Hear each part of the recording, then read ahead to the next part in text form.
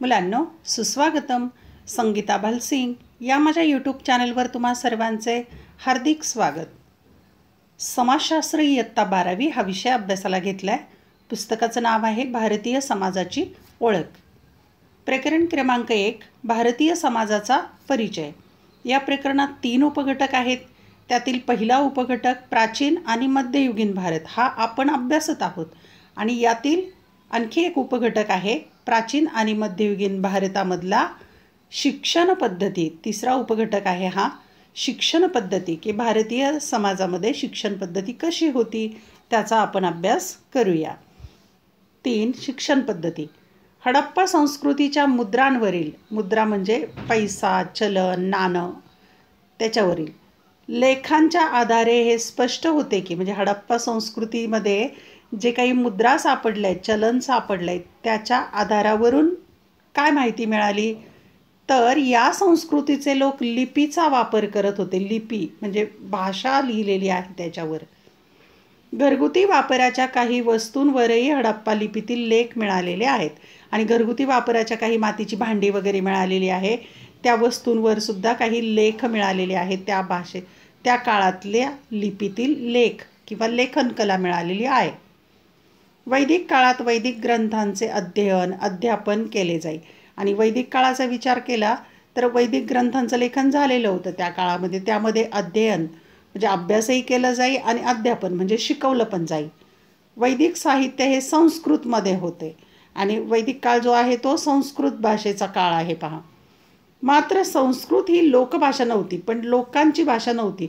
विशिष्ट वर्गच ती भाषा वापरत होता. सामान्य लोकांची भाषा वेगळी होती. यजुर्वेदामध्ये स्त्रियांसह सर्व वर्गातील व्यक्तींचा शिक्षणाचा हक्क मान्य केलेला होता. आणि वैदिक काळात स्त्रियांची परिस्थिती चांगली होती की त्यांना शिक्षणाचा हक्क होता. अगदी वेदांचाही त्या अभ्यास करत होत्या. शिक्षणाचा हक्क स्त्रियांना आहे हे मान्य केलेलं होतं. अथर्ववेदामध्ये प्रत्येक व्यक्तीला शिक्षणाचा हक्क असल्याचे म्हटलेले आहे. आणि अथर्ववेदातही सर्वांना शिक्षणाचा हक्क मान्य केलेला आहे.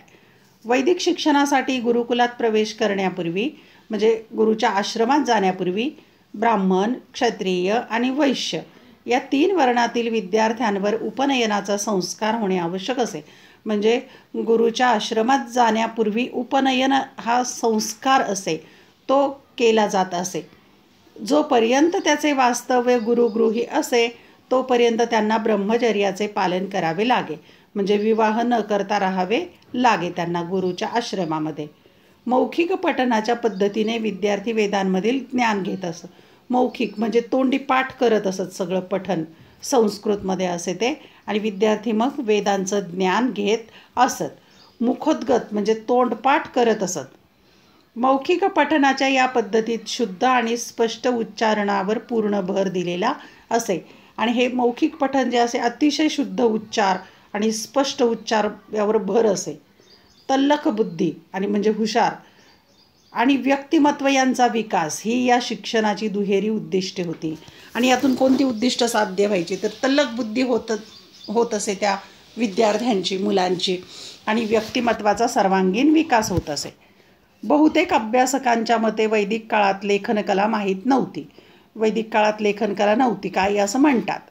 सत्यावर आधारलेले आचरण म्हणजे वागणं कसं पाहिजे तर सत्यावर आधारलेलं. विहित कर्माचे पालन म्हणजे धर्म. विहित की जे आपलं कर्म आहे ते कर्तव्य आहे त्याचं योग्य पद्धतीने पालन करणं. गुरु आणि मातापिता यांच्या प्रति निष्ठा, आपल्या गुरुवर निष्ठा, मातापितांची सेवा आणि निष्ठा, अतिथी सेवा, पाहुण्यांची सेवा, श्रद्धा आणि औदार्य, उदारता, श्रद्धा या गुणांना खूप महत्त्व होतं. म्हणजे सत्य, धर्म, गुरुची आणि आईवडिलांची निष्ठा, अतिथी सेवा, श्रद्धा, औदार्य यांना महत्त्व होतं. क्षत्रियांच्या बाबतीमध्ये पाहूया. क्षत्रिय प्रशासन आणि युद्धनीतीचे शिक्षण. क्षत्रिय लढाऊ वृत्तीचे, त्यामुळे त्यांच्याकडे प्रशासनाचं आणि युद्धनीतीचं शिक्षण ते घेत असत. वैश्य हा जो वर्ण होता तो उद्योग व्यवसायास उपयोगी शिक्षण घेत असे. उद्योग आणि व्यवसाय करायला वैश्य हा वर्ण होता. शूद्र लोक शेती आणि पशुपालनाचे शिक्षण घेत. शूद्र हा एक चौथा वर्ण, चातुर्वर्ण्य व्यवस्थेतला शेवटचा वर्ण शेती आणि पशुपालनाचे शिक्षण घेई. ब्राह्मण बहुधा चारी वेदांवर प्रभुत्व मिळवेपर्यंत गुरुगृहीच राहत असत आणि ब्राह्मण वर्ग, पुरोहित वर्ग चारही वेदांवर जोपर्यंत प्रभुत्व मिळत नाही तोपर्यंत गुरुकुलात राहत असत. वेदकाळात ज्ञाननिर्मिती, ज्ञानसंवर्धन आणि पुढील पिढ्यांकडे ज्ञानाचे हस्तांतरण करण्याचे काम, म्हणजे जे ज्ञान आहे ते त्याचं ज्ञानाची निर्मिती करायची, ज्ञान संवर्धन म्हणजे जतन करायचं, वाढवायचं आणि पुढील पिढीला द्यायचं, हे काम कोण करत असे तर ऋषी, मुनी आणि द्रष्ट्या व्यक्तींनी केले, तज्ज्ञ व्यक्तींनी केले. द्रष्ट्या भविष्यकाळाचा वेध घेणारे असे लोक असत ऋषी आणि मुनी यांनी केलं. ब्रह्मतत्वाचे ज्ञान प्राप्त झालेले म्हणून त्यांना ब्राह्मण म्हणत. ब्राह्मणाला ब्राह्मण का म्हणायचं तर त्यांना ब्रह्मतत्वाचं ज्ञान झालेलं असे म्हणून त्यांना ब्राह्मण म्हणत. उत्तर वैदिक काळात स्त्रियांनी वेदांचे शिक्षण घेण्यावर निर्बंध घालण्यात आले. आपण स्त्रियांची सामाजिक स्थिती अभ्यासली, त्यात पाहिलं आहे की वैदिक काळ संपताना, उत्तर वैदिक काळ म्हणजे नंतरचा काळ, उत्तर वैदिक काळ संपत आला, त्या काळात स्त्रियांना वेदांचं शिक्षण नाकारलं. यज्ञसंस्थेला अत्यंत महत्त्व प्राप्त झाल्यामुळे त्यासंबंधीचे साहित्य त्या काळात मोठ्या प्रमाणावर निर्माण झाले.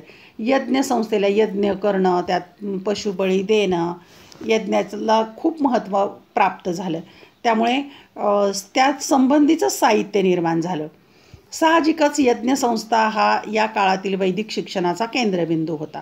त्यामुळे यज्ञसंस्था हा शिक्षणाचा केंद्रबिंदू, त्या पद्धतीचं शिक्षण देत असत. इसवी सनापूर्वीच्या पहिल्या सहस्रकात भारतातील पहिल्या जनपदांचा उदय झाला. जनपदांचा म्हणजे राजेशाहीचा म्हणूया आपण उदय झाला आणि नंतरच्या काळात या जनपदांच्या विस्तारवादी धोरणांमुळे जनपदांमध्ये सत्ता संघर्षाचा काळ निर्माण झाला. मग छोटे मोठे जे राज्य निर्माण झाले, जनपद निर्माण झाले, एकमेकांच्या सत्ता संघर्ष होऊ लागला, एकमेकांची भूमीसाठी वाद निर्माण, युद्ध होऊ लागले, मग सत्तेचा संघर्ष सुरू झाला. जनपदांचे विघटन, जनपदांच्या अनेक प्रमुखांना सत्ता गमवावी लागणे, जनपदांचे तुकडे होत असत, काहींना सत्ता गमवावी लागत असे, यासारख्या गोष्टींमुळे असुरक्षितता निर्माण झाली. समाजामध्ये असुरक्षितता निर्माण झाली. सतत युद्ध, लढाया, वाद. त्यातून निर्माण झालेल्या निराशाजनक वातावरणातून मोक्षप्राप्तीसाठी विरक्तीवर आधारलेला तापसी जीवनाचा मार्ग अनेकांनी अवलंबला असावा. आणि यातून लोक निराश झाले की मृत्यू आणि त्याच्यापासून लोक घाबरले. मोक्षप्राप्तीसाठी मग विरक्ती त्यांच्यामध्ये निर्माण झाली आणि तपस्वी जीवन, की साधू बनायचं आणि तपस्वी जीवन मार्ग त्यांनी अवलंब केलेला असावा. हा मार्ग वेदकाळातही माहीत असला तरी उपनिषदांमध्ये त्याची सखोल चर्चा आहे. वेदकाळात हा मार्ग निर्माण झाला पण उपनिषदामध्ये त्याची सखोल चर्चा केलेली आढळते. इथे हे नमूद करायला हवे की उपनिषदांच्या काळापर्यंत, उपनिषदांचा काळ कोणता आहे तर इसवी सनापूर्वी सुमारे 6वे शतक, तपस्वी व्यक्तींनी केलेल्या उपदेशातून तसेच उपनिषदांवरील चर्चा आणि खंडन मंडनाच्या द्वारे या मार्गाचा प्रसार झाला होता. म्हणजे उपनिषदांच्या काळापर्यंत हा प्रसार का झाला तर जे तपस्वी व्यक्ती लोकांना उपदेश करत असत किंवा उपनिषदावर चर्चा करत असत किंवा खंडन मंडन म्हणजे वादविवाद होत असे, चर्चा होत असे, मंथन होत असे, त्यातून हा प्रसार झाला. या चर्चांच्या आधारे तात्विक शक्यतांचा विचार सुरू झाला आणि भारताच्या पूर्वेकडील प्रदेशातून यज्ञापेक्षा मानवी कल्याणावर भर, यज्ञ महत्त्वाचा नव्हे तर मानवी कल्याणावर भर देणाऱ्या आणि ईश्वराच्या अस्तित्वाचा विचार करणाऱ्या तत्त्वज्ञानाच्या प्रणाली उदयाला आल्या. म्हणजे मानवाचं कल्याण महत्त्वाचं आहे आणि ईश्वराचं अस्तित्वही मानणाऱ्या एक नवीन तत्त्वप्रणाली उदयाला आल्या. श्रमण आणि परिव्राजक यासारखे आध्यात्मिक नेतृत्व करणारे पंथ अस्तित्वात आले. हे पंथ आहेत, श्रमण पंथ आहे, परिव्राजक हाही पंथ आहे. आध्यात्मिक नेतृत्व करणारे हे नवीन विचार प्रणाली अस्तित्वात आली की ईश्वराचं अस्तित्व मानलं त्यांनी आणि मानवाचं कल्याण महत्त्वाचं मानलं. या नव्या पंथांनी वेद प्रामाण्य आणि वैदिक पुरोहितांचे वर्चस्व अमान्य केले आणि यांनी मग वेद आणि पुरोहितांचं किंवा ब्राह्मणांचं वर्चस्व अमान्य केलं. मात्र आत्म्याचे चिरंतन अस्तित्व आणि पुनर्जन्म म्हणजे आत्मा अमर आहे, चिरंतन अस्तित्व म्हणजे, आणि मानवाला जन्म पुन्हा मिळतो की 84 लक्ष योनीतून फिरावं लागतं. तसेच कर्मसिद्धांत यांना मान्य होता की चांगल्या कर्माचा सिद्धांत, जसे कर्म तसे फळ, हा सिद्धांत त्यांना मान्य होता. यज्ञविधींचा अविभाज्य भाग असलेला पशुबळी त्यांना अमान्य होता. पशूंचा बळी यज्ञामध्ये देणं त्यांना अमान्य होतं या नवीन पंथाला. अहिंसा किंवा प्राणीमात्रांना इजा न करणे या गोष्टीला त्यांनी प्राधान्य दिलं. अहिंसेला म्हणजे हिंसा करायची नाही आणि प्राणीमात्रां भूतदया दाखवायची, त्यांना बळी द्यायचं नाही या गोष्टीला महत्त्व दिलं. तुमच्या लक्षात आले असेलच की काय लक्षात आलेलं आहे, प्राचीन भारतातील अनेक ठिकाणी भ्रमण करून जनसामान्यांना उपदेश करणाऱ्या वर्धमान महावीर आणि गौतम बुद्ध यांचा निर्देश अभिप्रेत आहे. यातून आपल्याला सत्य, अहिंसा ही तत्त्व कोणी सांगितलेली आहेत तर वर्धमान महावीर, गौतम बुद्ध, मानवी कल्याणावर भर देणारे जैन धर्म आणि बौद्ध धर्म. वर्धमान महावीरांना केवलीन म्हणजे सर्वज्ञ पद मिळालेलं आहे.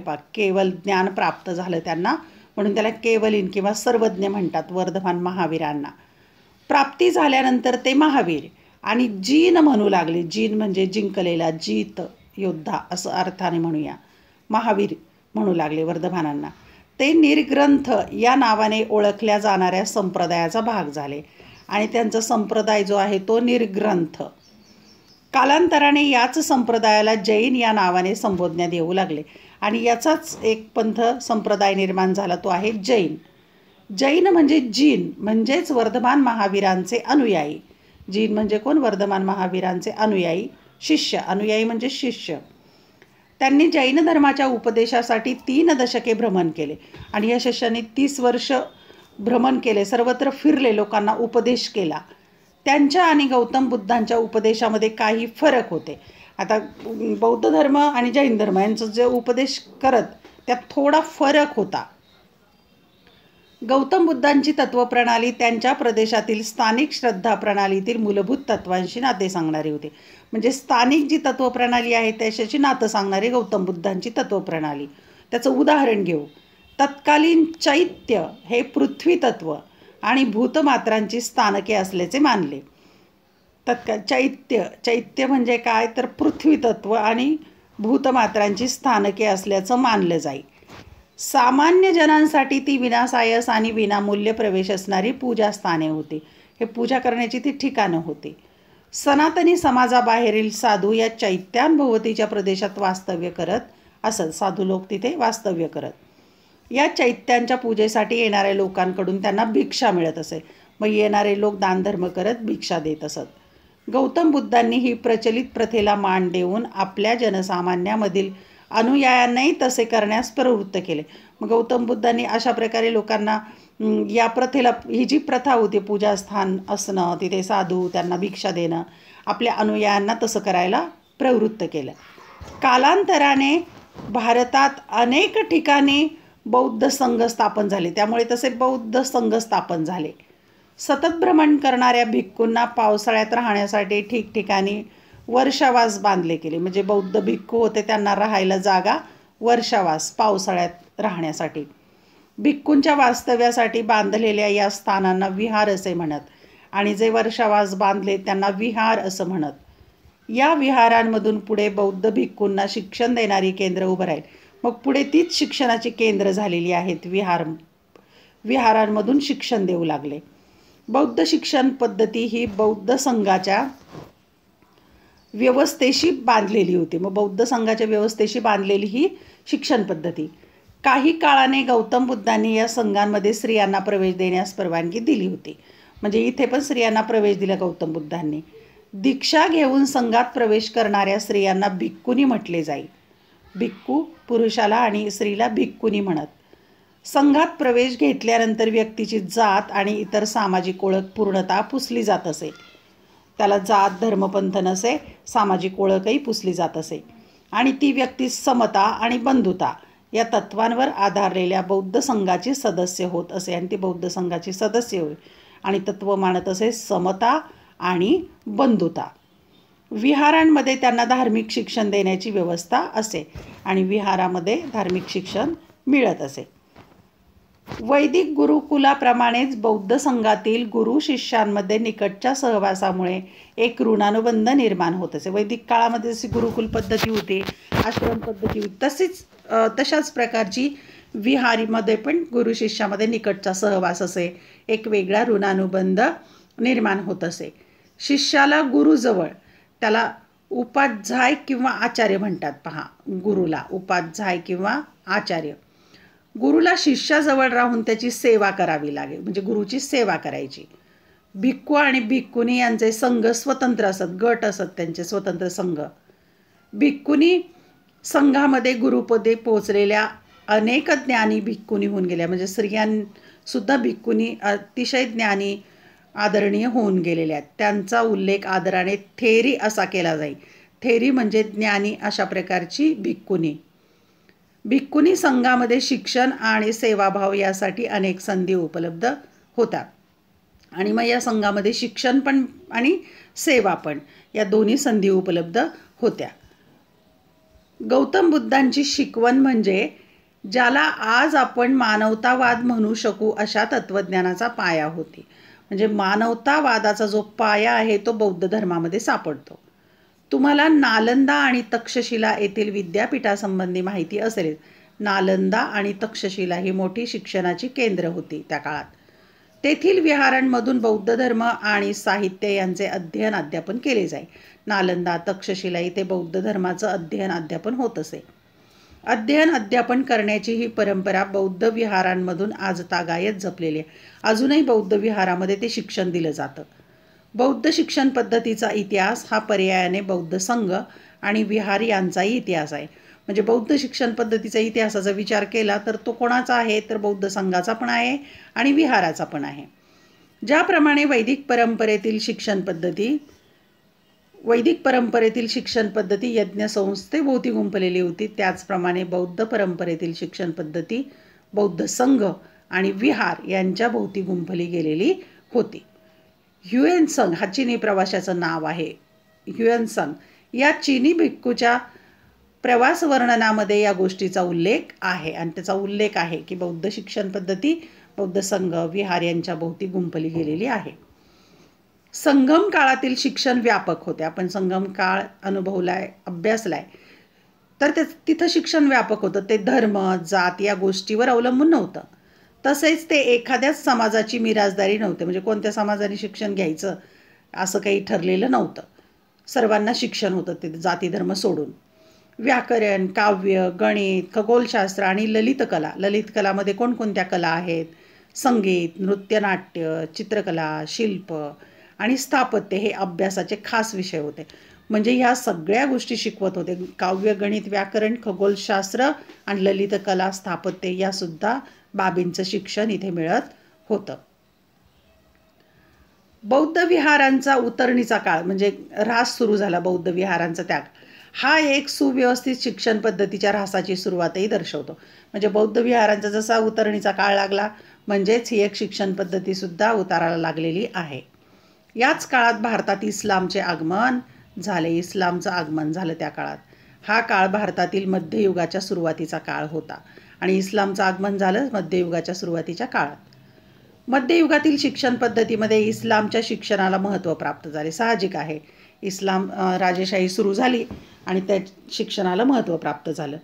असे असले तरी समाजात मोठ्या प्रमाणावर असलेल्या निरक्षरतेमुळे, पण समाज निरक्षर होता, कुराण, हदीथ आणि इतर संबंधित शास्त्राचे अध्ययन अध्यापन कठीण होऊ लागलं. की इस्लामी जरी शिक्षण पद्धती असली पण ते शिक्षणही कठीण होतं. पैगंबर मुहम्मद यांनी इस्लामच्या सर्व अनुयायांनी ज्ञान मिळवायला हवे असा आदेश दिला. मुहम्मद पैगंबर इस्लाम धर्माचे संस्थापक यांनी आदेश दिला आपल्या शिष्यांना, अनुयायांना की त्यांनी इस्लामचं सगळं ज्ञान घ्यायचं. परंतु त्यासाठी भारतातील पूर्वीच्या शिक्षण पद्धतीमधील कडक शिस्त किंवा सर्वसंग परित्याग या गोष्टी आवश्यक मानलेल्या नव्हत्या. पण इथे फरक काय झाला तर पूर्वीच्या शिक्षण पद्धतीमध्ये कडक शिस्त होती आणि सगळं सोडून शिक्षण घ्यायचं या गोष्टी या इस्लामी शिक्षणात आवश्यक नव्हत्या. इस्लामिक शिक्षण पद्धतीमध्ये इस्लामवर श्रद्धा असणाऱ्या सर्व वर्गातील व्यक्तींना प्रवेश होता. म्हणजे सर्व जाती धर्माचे लोक इस्लामिक शिक्षण घेऊ शकत असत. फक्त इस्लामवर त्यांची श्रद्धा असावी. भारतातील मध्ययुगीन इस्लामिक शिक्षणाशी निगडीत असलेल्या 3 मूलभूत संस्था. आता मध्ययुगीन काळामध्ये जे इस्लामिक शिक्षण सुरू झाले त्याच्या मूळ किंवा मूलभूत 3 संस्था आहेत. एक मक्ताब. मक्ताब म्हणजे काय तर मशिदीशी संलग्न असणारी प्राथमिक शिक्षण देणारी संस्था. मक्ताब म्हणजे थोडक्यात प्राथमिक शिक्षण. नंतर 2 मदरसा. मशिदीशी संलग्न असणारी उच्च शिक्षण देणारी संस्था. मदरसा म्हणजे उच्च शिक्षण देणारी संस्था. आणि 3 खानकवा म्हणजे अल्लाहविषयीच्या परमोच्च तत्वांचे शिक्षण देणारी सुफी केंद्र. परमेश्वराविषयी किंवा अल्लाहविषयी उच्च अशा प्रकारचं शिक्षण देणारी खानकवा ही एक संस्था किंवा केंद्र. आता आपण या 3 केंद्रांची थोडी माहिती घेऊया. मक्ताब. मक्ताबमध्ये साधारणपणे वयाच्या 4थ्या वर्षी प्रवेश दिला जाईल प्राथमिक शाळेमध्ये. त्यासाठी एक धार्मिक विधी करावा लागत असते.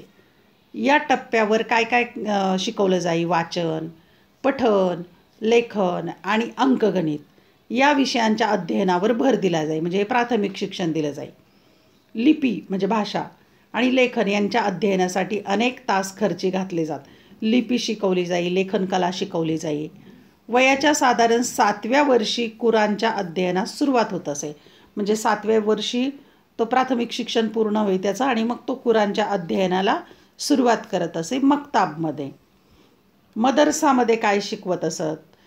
मदरसामध्ये कुराण आणि त्याचे स्पष्टीकरण करणारे ग्रंथ यांचे वाचन आणि त्याचा सखोल अर्थ समजावून घेणे यावर भर असे.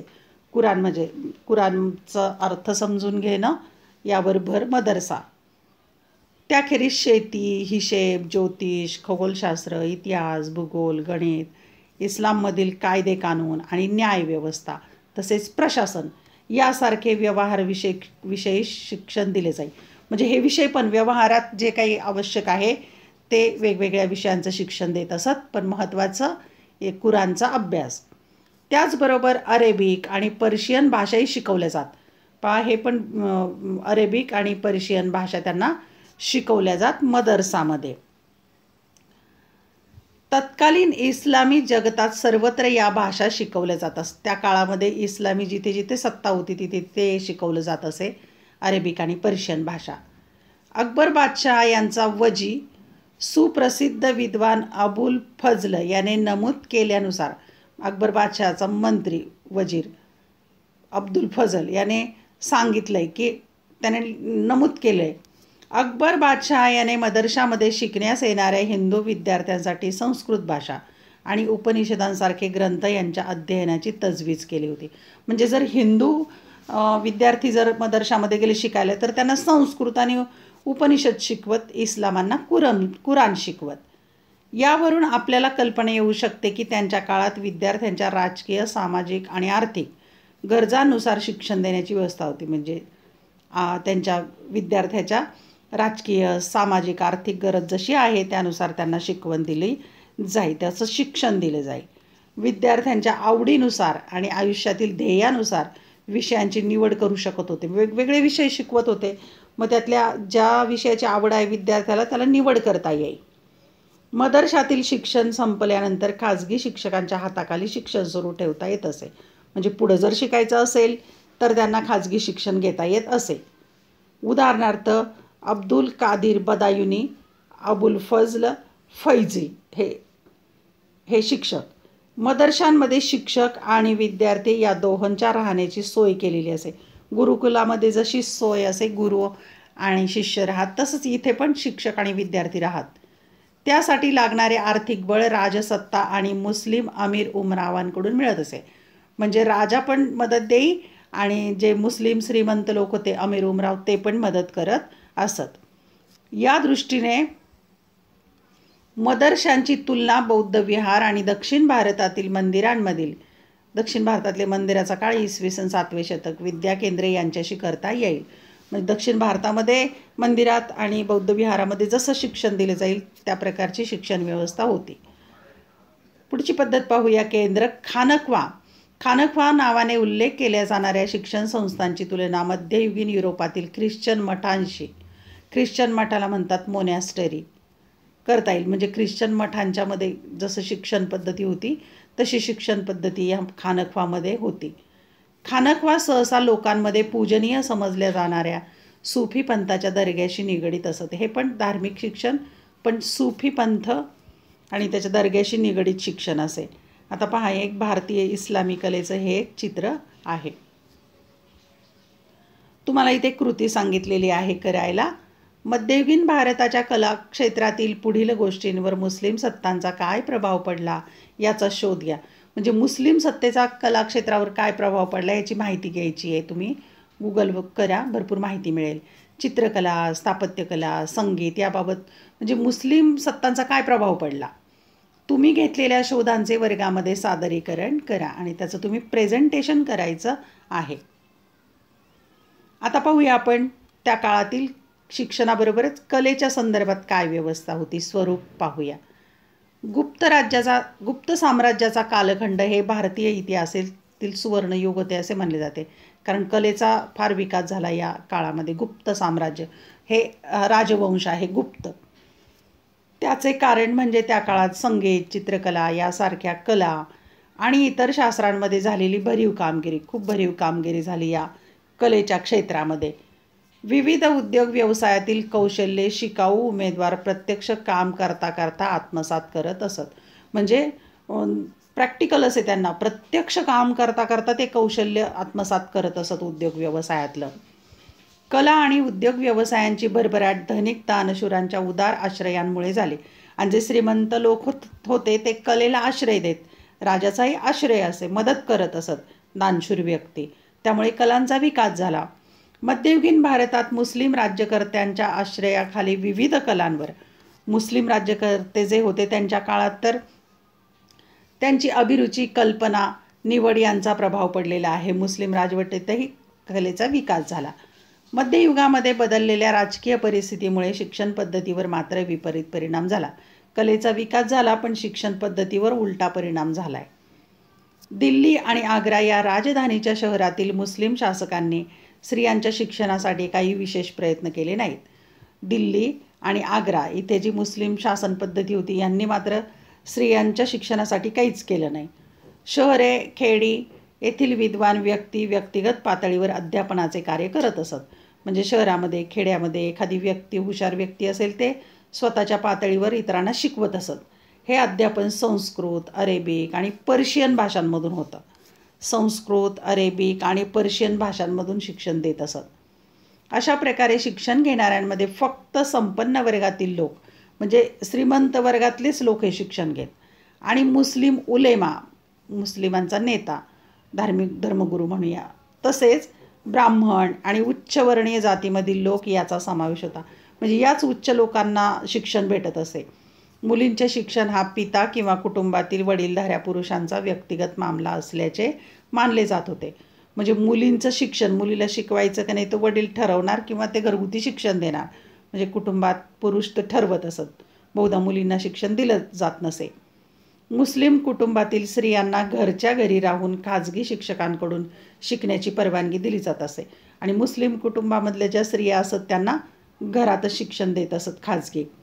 घरी येऊन शिकवणाऱ्या शिक्षकांना म्हणजे जे घरी येत शिक्षक शिकवायला त्यांना मौल्यवान वस्तू भेटी दाखल दिल्या जात. अर्थातच समाजाच्या या वरच्या थरातील लोकांची संख्या अत्यंत अल्प होती.